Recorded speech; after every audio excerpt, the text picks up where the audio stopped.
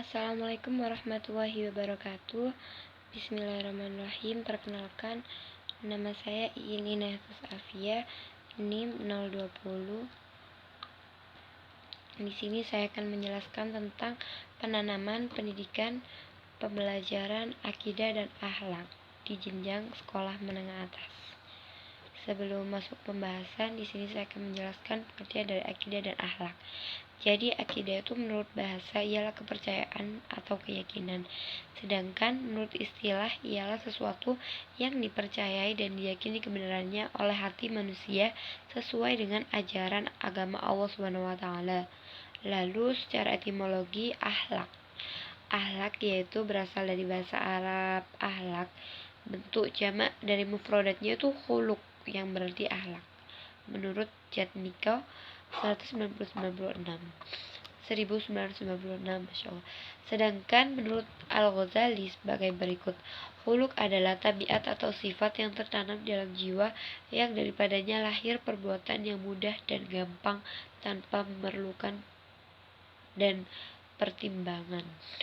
Jadi kalau menurut saya akhlak itu datang tuh tanpa disengaja, tanpa memikirkan, dan juga tanpa direncana.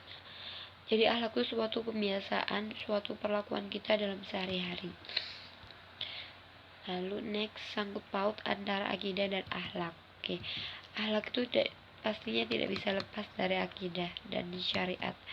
Maka dari itu, akhlak merupakan pola tingkah laku yang mengakumulasikan aspek keyakinan dan ketaatan sehingga muncul perilaku yang baik. Jadi, pada hakikatnya, budi pekerti atau khuluq atau akhlak ialah suatu kondisi atau sifat yang telah meresap dalam jiwa dan menjadi kepribadian hingga timbullah pribadi yang dilakukan dalam sehari-hari tanpa dibuat-buat seperti yang saya bilang tadi, tanpa difikirkan dan tanpa adanya rencana.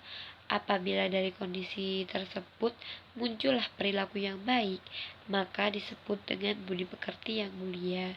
Dan apabila sebaliknya, maka bisa disebut dengan budi pekerti yang tercela.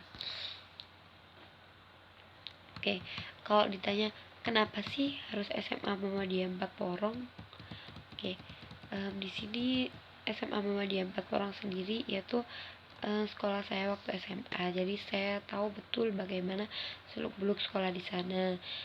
Dalam sebuah realitas di SMA Muhammadiyah Porong itu sudah menerapkan pembelajaran dan kebiasaan yang sangat bagus. Tetapi kenapa masih ada siswa dan siswi yang terbiasa berkata kotor, belum melaksanakan sholat 5 waktu dengan tertib, kebiasaan merokok, dan banyak gitu bagi siswa wanita yang tidak menutup aurat. Lalu pertanyaannya, apakah di SMA Muhammadiyah itu belum menerapkan pelajaran akidah akhlak? Oke, sepertinya kalau sekolah SMA Muhammadiyah yang berbasis Islam itu nggak mungkin ya kalau tidak menerapkan pendidikan agama akhlak.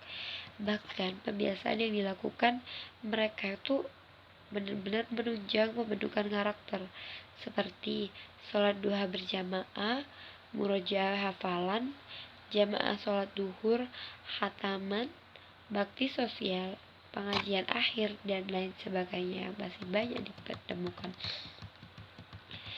Di sini saya ingin memberitahu lebih jelasnya SMA Muhammadiyah Porong menerapkan akidah akhlak, pembelajaran akidah akhlak apa dalam sekolahnya. Mereka tuh membiasakan para siswanya itu sholat duha pada waktu tengah-tengah pembelajaran. Jadi mereka itu masuk pada 6.45, lalu saat 8.30 mereka keluar untuk melaksanakan sholat duha sampai dengan 9.30. Sholat duha, setelah sholat duha mereka melaksanakan murojaah bersama sampai jam 9.30 mereka kembali ke kelas dan pelajaran selanjutnya. Di situ menurut saya biasanya tuh sangat bagus, karena kalau emang anaknya tuh emang alhamdulillah dapat hidayah, jadi mereka tuh bisa melaksanakan sholat duha setiap hari di rumah walaupun tidak di sekolah. Dan juga mereka tuh disiplin dalam sholatnya, seperti sholat berjamaah, sholat duhur berjamaah dan juga sholat asyar berjamaah. Sesuai dengan sekolahnya, mereka tuh sistem full day. Oh ya, ada program unggulan lagi.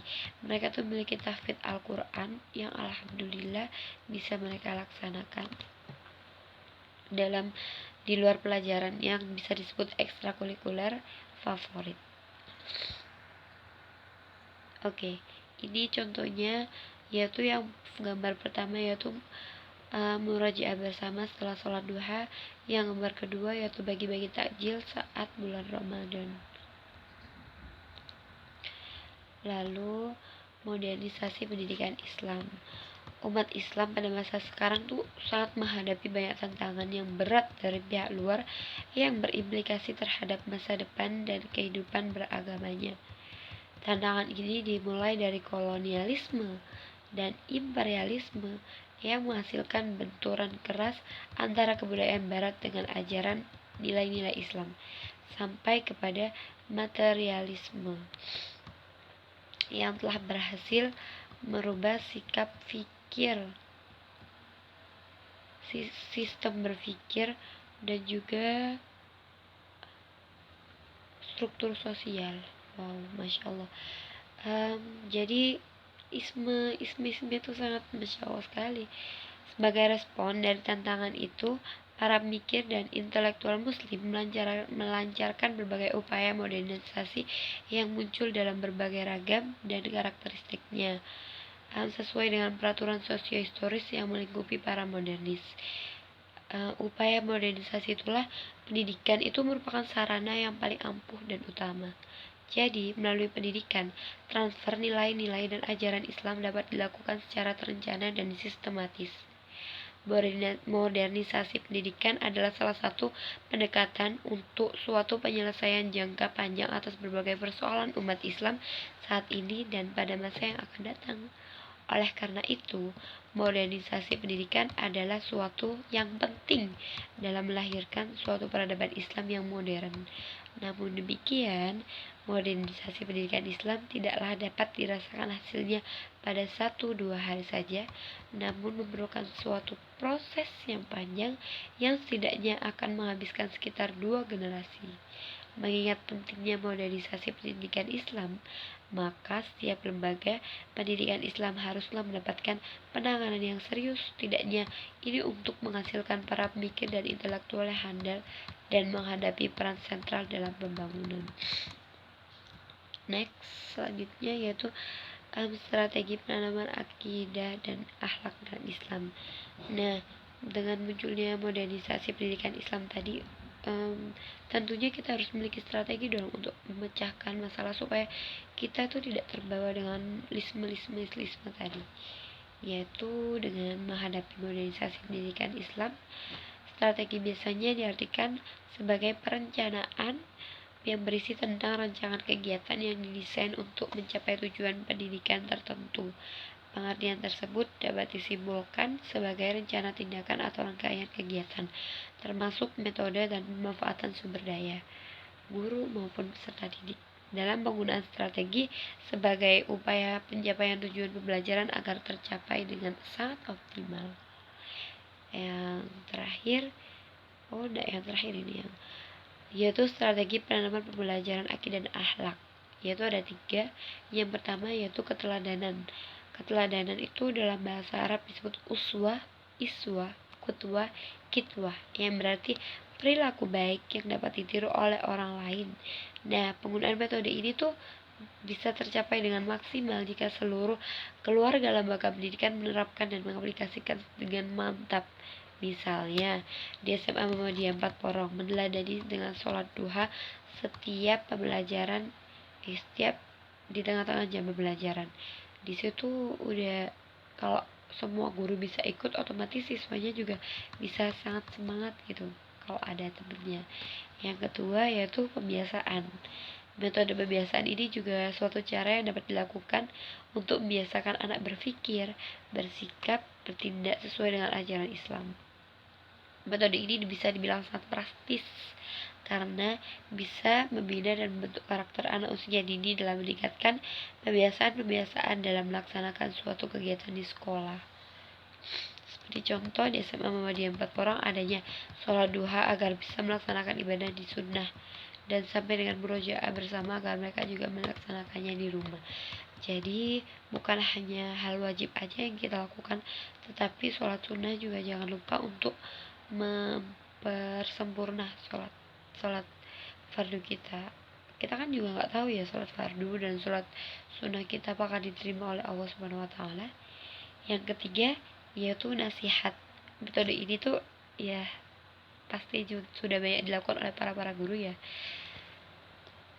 Jadi kapanpun dan dimanapun setiap orang yang melihat kepada kemungkaran atau melanggar norma-norma dan kebiasaan suatu kelompok, maka minimal yang kita lakukan adalah dengan cara menasihati. Sesuai dengan hadis Nabi, kalau nggak bisa dinasihati, kita beritahu. Oh iya, kalau udah nggak bisa, ya udah kita doakan dalam hati. Gak mungkin kan kita marah-marah di depannya. Jadi bagi seorang guru, metode menasihati peserta itu sangat penting. Bisa ya apa ya, menurut saya tuh kayak prioritas ya kalau nasihat itu. Jadi sang guru harus pintar-pintar menasihati para siswa agar siswanya bisa membiasakan dan meneladani apa yang telah kita lakukan. Yang terakhir yaitu kesimpulan. Pada dasarnya, akidah dan akhlak adalah saling berkaitan satu sama lain. Akidah dan akhlak merupakan pelajaran penting yang harus diterapkan dalam lingkungan sekolah remaja. Bukan hanya di sekolah, tapi di lingkungan masyarakat kita juga harus menerapkannya.